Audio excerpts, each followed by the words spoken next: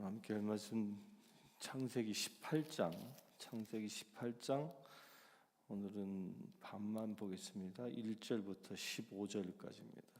18장 1절부터 15절까지 말씀 먼저 보겠습니다. 여호와께서 마므레의 상수리 나무들이 있는 곳에서 아브라함에게 나타나시니라.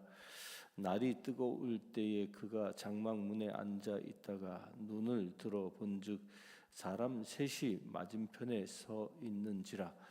그가 그들을 보자 곧 장막문에서 달려나가 영접하여 몸을 땅에 굽혀 이르되 내 주여 내가 주께 은혜를 입었사오면 원하건대 종을 떠나 지나지 마시옵고 물을 조금 가져오게 하사 당신들의 발을 씻기고 나무 아래서 쉬소서. 내가 떡을 조금 가져오리니 당신들의 마음을 상쾌하게 하신 후에 지나가소서. 당신들이 종에게 오셨음이니이다. 그들이 이르되 내 말대로 그리하라. 아브라함이 급히 장막으로 가서 사라에게 이르되 속히 고운 가루 세 스아를 가져다가 반죽하여 떡을 만들라 하고 아브라함이 또 가축대 있는 곳으로 달려가서 기름지고 좋은 송아지를 잡아 하인에게 주니 그가 급히 요리한지라. 아브라함이 엉긴 젖과 우유와 하인이 요리한 송아지를 가져다가 그들을 앞에 차려놓고 나무 아래에 모셔 섬에 그들이 먹으니라. 그들이 아브라함에게 이르되 네 아내 사라가 어디 있느냐 대답하되 장막에 있나이다. 그가 이르시되 내년 이맘때 내가 반드시 내게로 돌아오리라.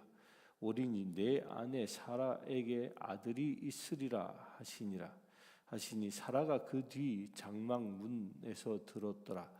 아브라함과 사라는 나이가 많아 늙었고 사라는 여성의 생리가 끊어졌는지라. 사라가 속으로 웃고 이르되 내가 노쇠하였고 내 주인도 늙었으니 내게 무슨 즐거움이 있으리요. 여호와께서 아브라함에게 이르시되 사라가 웃음에 이르기를 내가 늙었거늘 어떻게 아들을 낳으리요 하느냐. 여호와께 능하지 못할 일이 있겠느냐.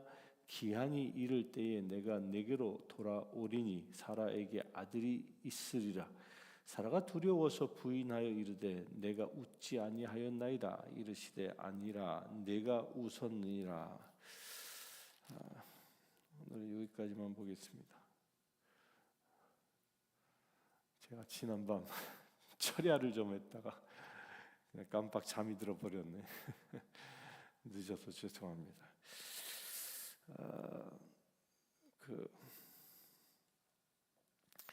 오늘 1절에 보면 여호와께서 마므레의 상수리 나무들이 있는 곳에서 아브라함에게 나타나시니라.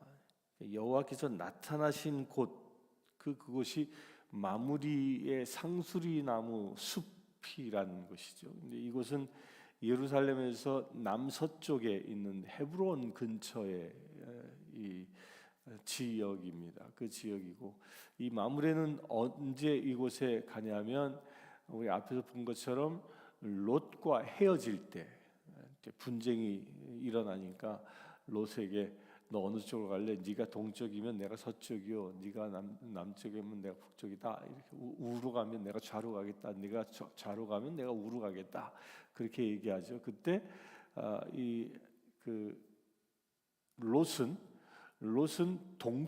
남동쪽을 향해 내려갑니다. 남동쪽이 어느 곳이었어요? 그것이 소돔과 고모라가 있는 지역이었고, 그러자 반대로 이제 아브라함은 남서쪽으로 이동을 해서 가는 겁니다. 그래서 이제 간 곳은 머문 곳이 이 마므레 상수리 나무들이 있는 헤브론 골짜기 지역을 가게 되는 겁니다. 근데 이 마므레 상수리 이 나무 지역은 마지막에 아브라함의 죽어서 사라와 더불어 동굴에 묻히게 되죠. 근데 아브라함이 그 족속들에게 돈을 주고 동굴을 사게 되죠. 사서 거기서 이제 장사를 지내게 됩니다. 그 동굴에는 누구까지 묻히죠? 그 동굴에는 물론 이삭도 묻히고 나중에 야곱이 에집트로 갔을 때 에집트로 갔을 때 에집트에서 죽고 400여 년 지난 후에 야곱이 죽은 후에 장사를 어디 가서 지내요? 이곳에 와서 지냅니다. 이곳에 와서 지내요.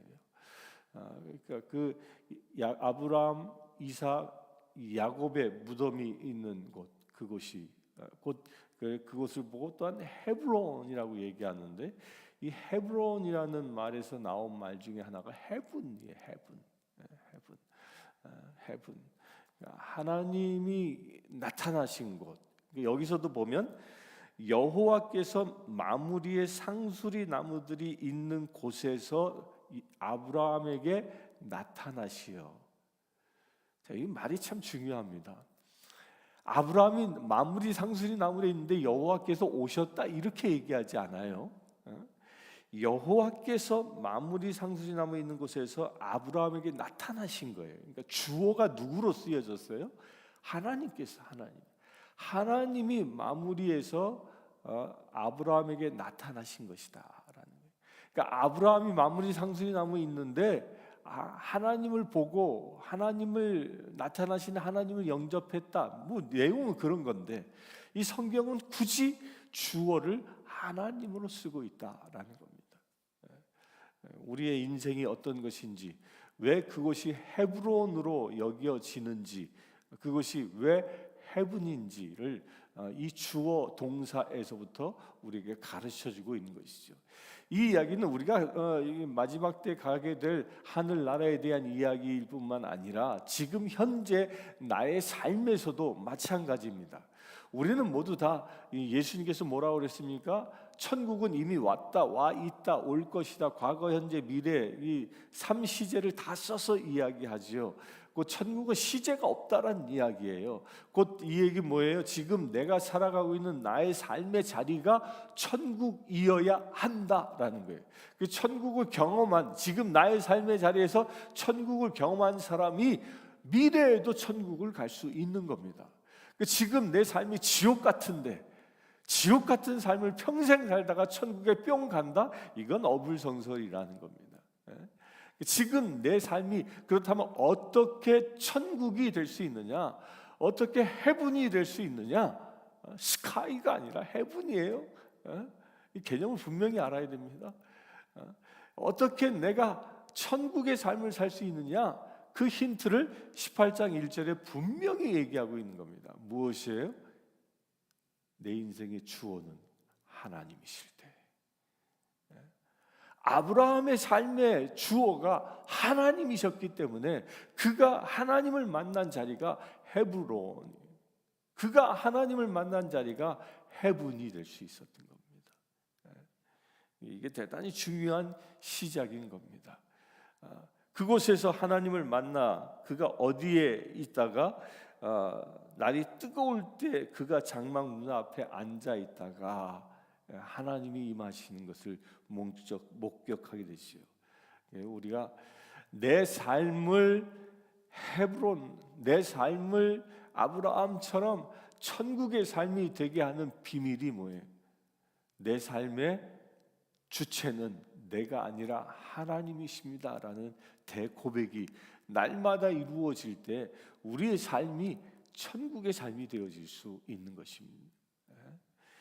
우리가 고민하고 막 고통스러워하고 그 모든 것들이 다 무엇 때문이 그렇습니까? 내가 풀어나가려면 그런 겁니다. 내가 풀어나가려면. 저도 이제 지난 밤새 설교를 가지고 묵상하다가 설교를 하다 보면 이제 안 풀릴 때가 있어요.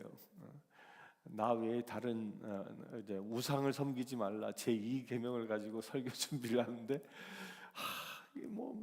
말이 잘 안 풀리는 거야. 이게 제사를 드리지 말아야 하는데 제사가 예배가 뭔지 이런 얘기들을 쭉 풀어 나가야 되는데 안 풀리는 거예요. 그러니까 인간의 지혜로 인간이 가지고 있는 제가 가지고 있는 어법, 제가 가지고 있는 문장력, 어휘력을 동원해서 쓰다 보면 뭐 그럴 듯해. 그런데 다시 읽어보면 영감이 없어요. 그 지워? 그 다시 기도하고 그게 밤새 이루어지는 거죠.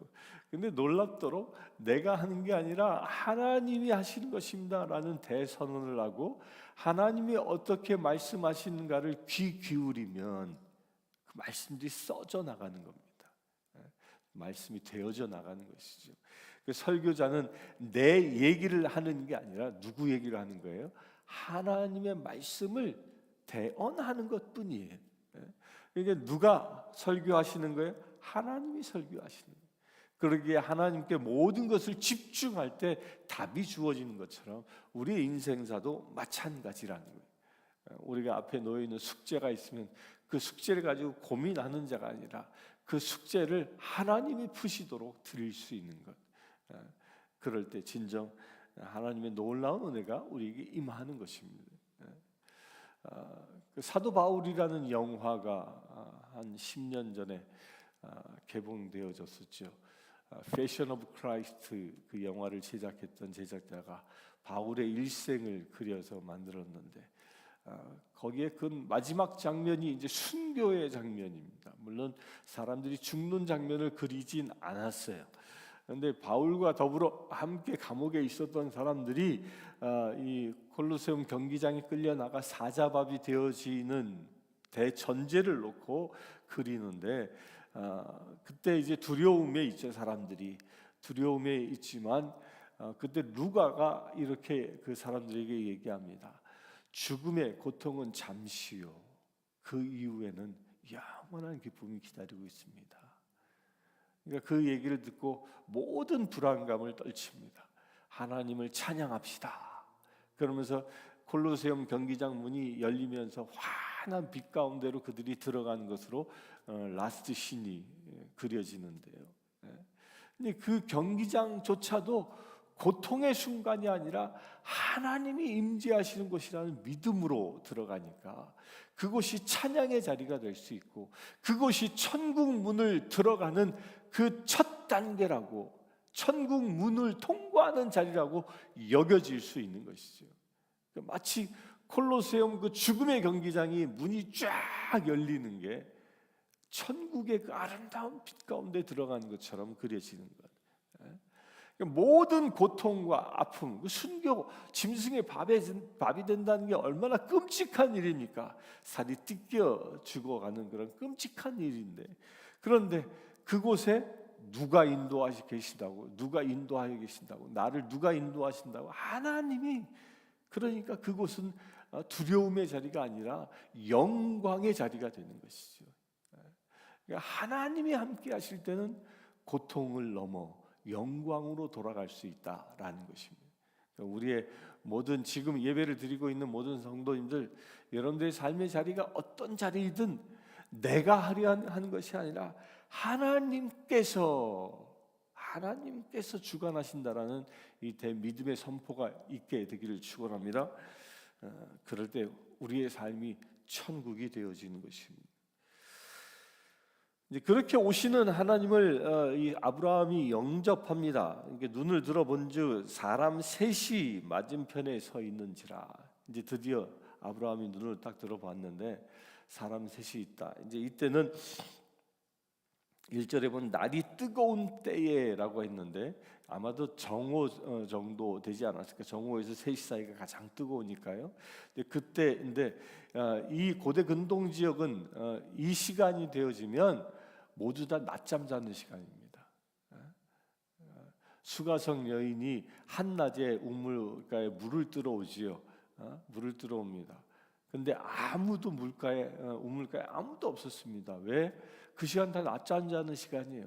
그러니까 수가성 여인은 자기 자신이 이 결혼만 하면 남편이 죽어나가니까 늘 이 손가락질의 대상이었겠지요. 사람들 보기가 민망했겠지요. 그러니까 그 뜨거운 시간에 물을 길러 왔던 것처럼 곧 이 시간에는 아무도 다니지 아니하는, 심지어 짐승들조차도 먹이 활동을 하지 않고 다 그늘을 찾아 쉬고 있는 그런 시간대에 하나님이 나타나셨다라는 겁니다. 저는 이 말씀 이제 어저께 묵상하면서 그래 맞아. 예상치 못하는 때에 하나님이 오시는 거야. 내가 생각하는 가장 좋은 때에 하나님이 오시는 게 아니라 내가 미처 예상치 못한 때, 이때는 아무도 일하지 않지, 아무도 움직이지 않지, 바로 그때에 하나님이 우리에게 오신다라는 거예요. 곧 하나님은 내 생각을 넘어서 오시는 분이라는 것을 깨닫게 되었습니다. 사람 셋이라고 얘기하죠. 사람 셋. 이제 삼위일체 하나님의 근거를 여기서 얘기합니다. 그런데 사람 셋이, 곧 하나님이 누구의 형상을 가지고 왔습니까? 사람의 형상을 가지고 왔어요. 오늘 보면 발도 씻고 또 소도 잡아서 먹여도 드리고, 뭐 엉킨 젖도 먹을 것을 드리고, 또 떡도 만들어서 드립니다. 그러니까 하나님이 어떻게 하셨어요? 다 먹고 마시는 일을 하고 또 씻는 일을 하고. 그러니까 이 얘기는 무엇입니까? 하나님은 우리에게 올 때 사람의 형상으로 오셨다라는 겁니다. 근데 이 말을 근거로 그런 얘기하죠. 너희가 이웃들을 섬기다 보면 어느 순간 이 천사도 섬기는 일이 있게 될 것이다라고 얘기합니다. 천사도. 이 이야기를 예수님은 어떻게 얘기해요? 너희가 나에게 내가 배고팠을 때 먹을 것을 주었고, 내가 헐벗었을 때 입을 것을 주었고, 내가 감옥에 갇혔을 때 찾아와 주었다, 이 말인 겁니다. 이 말. 그 아브라함은 바로 그렇게 한낮에 뜨거운 햇빛 가운데 오신 그분들을 어찌 보면 구차는 거죠. 아브라함은 뭐 일하기 쉽겠습니까? 한낮에 남들 다 자고 있을 때. 그러나 그분이 하나님이심을 알아보고 대접하는 것. 근데 이게 어떻게 금방 알아볼 수 있었을까? 어떻게 금방 알아볼 수 있었을까요? 그 힌트는 어제 17장에 있습니다. 17장에 하나님께서 그에게 너의 후손에 대한 약속을 하셨죠. 그러니까 만난 지 얼마 안 된 때예요. 아브라함이 100세에 이삭을 얻게 되어지는데 몇 세 때 만났어요? 99세 때. 그러니까 1년 전에, 그러니까 1년도 안 되는 거죠. 1년도 안 되는 그 짧은 텀에 또 하나님이 찾아오신 거예요. 그러니까 금방 알아보는 겁니다. 그분을 어떻게 섬기느냐? 제일 첫 번째로 이렇게 요구합니다. 종을 떠나 지나지 마시옵고 날 떠나지 말라, 이렇게 부탁합니다. 그러면서 두 번째로 당신의 발을 씻으시고 나무 아래 쉬소서라고 합니다. 그리하여 그는 물을 가져다가 이 세 사람의 발을 씻겨줍니다. 그러면서 뭐라고 표현합니까? 5절에 보면 당신들이 종에게 오셨음이니이다. 스스로 종으로 표현합니다. 그러니까 이때 당시에는 발 씻어주는 그 종은 집안의 종들이 여러 직급들이 있는데 가장 낮은 직급의 종이 행하는 일이라고 그러죠. 그러니까 아브라함 스스로 가장 낮은 종의 모습으로 손님을 섬깁니다. 그러니까 우리가 어떻게 세상에서 사람들을 섬겨야 하는지를 아브라함이 친히 보여주고 있는 겁니다. 우리는 세상에서 섬김을 받으려고 하는 사람이 아니라 섬기는 자인 것입니다. 섬기는 자. 한국에서 쓰는 유머 중에 하나, 식상한 유머가 될 수 있을지 모르지만, 세 사람이 식당에 가서 밥을 먹었는데 그 세 사람은, 한 사람은 목사님이고, 한 사람은 이 세무서장이고, 한 사람은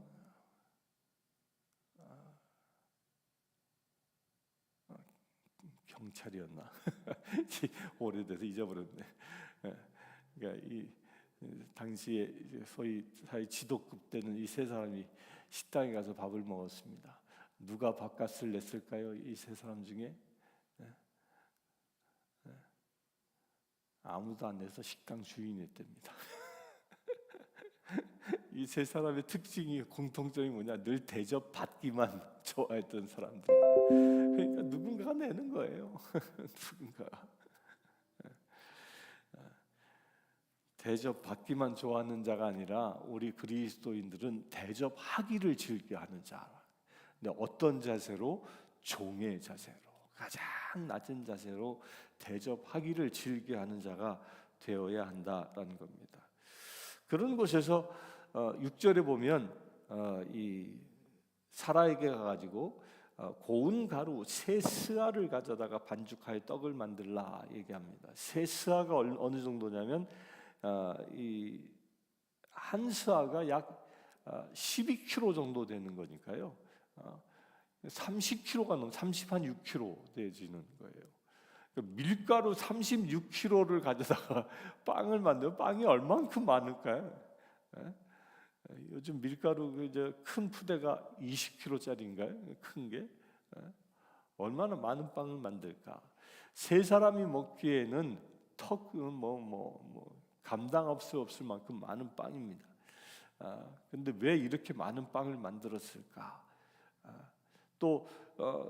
그냥 작은 염소 한 마리만, 새끼 염소 한 마리만 잡아도 세 사람이 충분히 먹고도 남을 텐데 굳이 왜 살찐 송아지를 잡을까?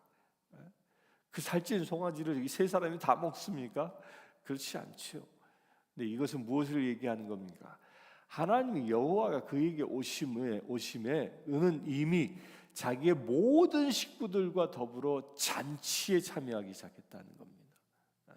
여기에는 물론 세 사람이 먹고 즐긴 것을 이야기하지만 그들이 떠난 이후에 음식을 가지고 모든 이들이 함께 잔치하는 그 성만찬과 같은 그런 의미를 담고 있는 것이죠. 우리가 구원받아 하나님의 백성 되어졌다라고 믿으면 우리는 날마다 이렇게 잔치를 베풀며 살아갈 수 있는 인생이 될 수 있게 되길 바랍니다.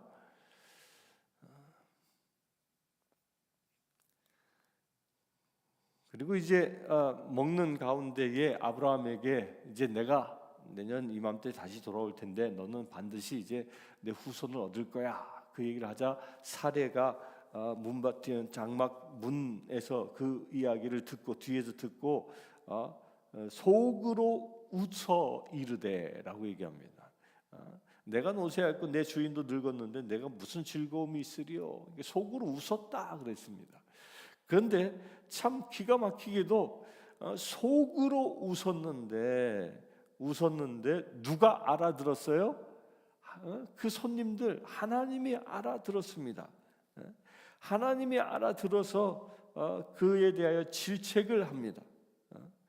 여호와께서 아브라함에게 이르시되라고 하면서 사라가 왜 웃으며 왜 웃냐? 내가 늙었거든 어떻게 아들을 낳으려 하느냐? 여호와께는 능하지 못할 일이 있겠느냐? 엘사다이 능치 못할 전능하신 분. 이 얘기 뭘입니까? 우리의 생각까지도 아시는 분이라는 겁니다. 이것을 예수님은 어떻게 얘기합니까? 너희가 가늠해서만 육적으로 가늠해서만 가늠한 것이 아니라 생각으로 가늠한 것도 가늠한 죄다. 그 죄를 누가 아신 거예요? 하나님이 아시는 겁니다. 우리의 속마음까지도 낱낱이 들여다보고 계시는 분이 하나님이신 것입니다. 다시 말하면 하나님 앞에는 숨길 수 있는 것이 하나도 없는 것입니다. 우리의 머리카락 숫자까지도 세고 계신 분이 하나님이시라고 말씀하시죠. 그러기에 이런 하나님을 우리가 알고 믿는다라면 늘 하나님 앞에 곧 코람데오의 신앙을 진정으로 살아갈 수 있는 것입니다. 우리의 생각 속에 악한 권세가 사단이 주는 그 모든 사단의 생각들을 떨쳐버리고 오직 하나님의 말씀을 믿음으로만 채워낼 수 있는 생각으로 가득 채울 수 있는 것입니다. 어떻게? 하나님이 내 생각조차도 다 알고 계시다라는 믿음의 선포가 늘 있을 때, 이 믿음의 선포는 하나님께서 나를 감찰하시는 것이 아니라 나의 속속들이까지도 아시고 나를 바른 생각으로 바른 길로, 나를 복된 길로 인도하시는 분이시다라는 그 사실을 전제할 때 가능한 것입니다. 그런 하나님, 능치 못하실 일이 없으신 그 하나님과 오늘도 또한 동행하는 믿음의 날 되시길 주의 이름으로 축원합니다. 이 시간 함께 기도하겠습니다. 주 아버지 하나님, 능치 못하실 일이 없으신 하나님을 찬양합니다. 우리가 또한 아브라함이 세 사람 여호와 하나님을 진정으로 열과 성을 다하여 섬긴 것처럼, 종의 자세로 섬긴 것처럼, 우리도 또한 가장 세상에서 낮은 곳에서 주님을 섬기며 살아가기를 원합니다. 아버지 하나님, 신령과 진정으로 예배하며 또한 나의 이웃을 또한 사랑하며 그들을 섬기며 살아가길 원합니다. 아버지 하나님, 그로하여 우리가 예수 그리스도를 섬기는 놀라운 역사가 날마다 이루어지기를 원합니다. 또한 우리가 섬기는 자리가 하나님의 나라 되어지기를 원합니다. 아버지 하나님, 우리의 삶을 축복하여 주셔서 늘 가장 낮은 곳에서 섬김으로 오직 주님께만 영광을 돌리며 또한 주님이 나의 삶을 주관하셨음을 날마다 믿음으로 고백할 수 있는 거룩한 제들 되게 하여 주시옵소서. 그래, 이 시간 예배하는 심령들마다 오늘 하루의 삶의 자리가 천국의 삶이 되게 하시고 하나님의 나라를 누리며 세상에 주님의 영광을 능치 못하실 일 없으신 여호와 하나님을 증거하는 놀라운 은혜의 삶이 되어질 수 있도록 아버지 축복하여 주시옵소서. 우리 주 예수 그리스도의 이름으로 기도드리옵나이다. 아멘. 이 시간 이 땅에 있는 모든 교회들이 세상을 가장 낮은 곳에서 섬기는 교회, 세상의 가장 부족한 곳에서 세상의 가장 어려운 자들을 섬길 수 있는 교회들로 거듭날 수 있도록 위해서 함께 기도하겠습니다. 아버지 하나님, 예수 그리스도의 몸된 이 땅에 세워진 교회들을 위하여 기도하기를 원합니다. 주님께서는 이 땅에 친히 오셨을 때에 배고팠을 때 먹을 것을 주었고, 병든 자를 만났을 때 치유하셨고, 귀신 들려 고통받고 있는 이들에게 귀신을 쫓아버려 주셨습니다. 또한 희망이 없는 자들에게 희망을 주셨습니다. 더욱이 또한 주님께서 사망의 권세에 신음하는 모든 백성들에게 영생의 문을 열어 주셨습니다. 아버지 하나님, 그 일을 행하라고 이 땅에 교회들을 세워 주셨사오니 아버지 하나님, 이 땅에 있는 모든 교회들이 주님이 하신 그 일을 가장 낮은 곳에서 행하기를 원합니다.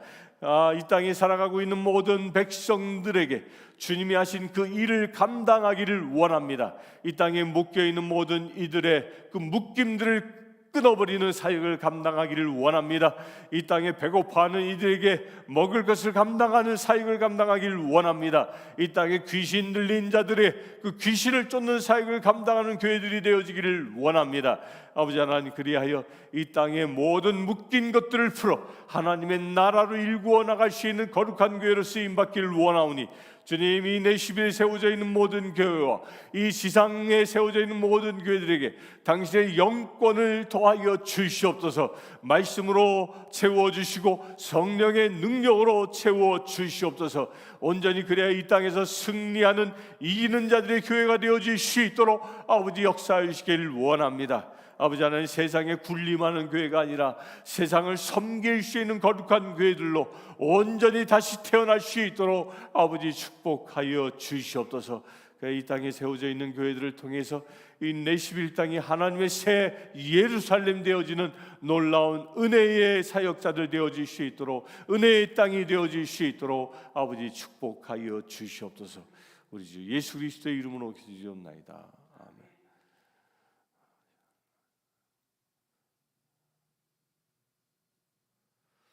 이 시간 혹여 우리를 괴롭히고 있는 사단의 권세가 있다면 그 모든 사단의 유혹과 사단의 압제들이 떠나갈 수 있도록, 그것이 병마이면 병마가 떠나가고, 사단이 유혹이면 유혹이 떠나가고, 사단이 주는 시련이면 시련이 떠나가고, 사단이 주는 시험이면 이길 수 있는 힘이 생길 수 있는 우리 되어질 수 있도록 이 시간 함께 기도하겠습니다. 주 아버지 하나님, 예수 그리스도께서는 너희는 예루살렘을 떠나지 말고 성령을 기다리라 말씀하셨습니다. 기도 가운데 성령에 오실 때 성령의 힘과 권능을 가지고 너희는 세상 땅끝까지 나가 복음을 전하라 말씀하셨습니다. 또한 주님께서는 12명을 둘씩 짝지어 세상에 보내실 때에도 70명의 제자들 둘씩 짝지어 또한 세상에 보내실 때에도 저들에게 성령의 힘과 권능을 더하여 주셔서 세상에 보내주셨습니다. 아버지 하나님, 그 힘과 권능을 가지고 우리가 세상에 나아가기를 원합니다. 오히려 우리로 하여금 그 일을 감당하지 못하도록 방해하는 악한 권세가 있습니까? 병마의 권세가 있습니까? 이 시간 성령의 능력으로 모든 병마를 물리쳐 주셔서 온전히 치유케 하여 주시옵소서. 그래야 병마에 묶여 있는 자가 아니라 성령의 기름 부으심으로 우리의 영역이 강건해지는 놀라운 은혜의 자녀들 되게 하여 주시옵소서. 또한 우리를 유혹하며 우리로 하여금 죄에 빠지도록 하는 악한 권세의 유혹이 있습니까? 그 모든 악한 권세를 이 시간 예수 그리스도의 이름으로 대적합니다. 악한 권세들이여 떠나갈지어다. 유혹에 사로잡혀 살아가는 자가 아니라 오직 말씀에 순종하며 살아갈 수 있는 거룩한 믿음의 세들 되기를 원하오니 주님 말씀의 은혜로 기름 부으심을 더하여 주시옵소서. 그래 아버지 하나님, 사단에 속한 자가 아니라 하나님께 속한 자로, 세상에 속한 자가 아니라 천국에 속한 자로 살아갈 수 있는 믿음의 세들 되어질 수 있도록 이 시간 축복하여 주시옵소서. 그래 아버지 하나님, 날마다 오늘 하루의 삶 또한 주님께 늘 승리의 찬송을 드릴 수 있는 믿음의 세들 되게 하여 주시옵소서. 우리 주 예수 그리스도의 이름으로 기도드리옵나이다. 아멘. 지금 우리 주 예수 그리스도의 은혜와 하나님의 크신 사랑과 성령님의 감화 감동 교통 치유하심이 이 시간 주님 안에서 늘 섬기며 예배하기를 원하는 주의 사랑하는 모든 지체들 위해 지금부터 영원토록 함께 하실지어다.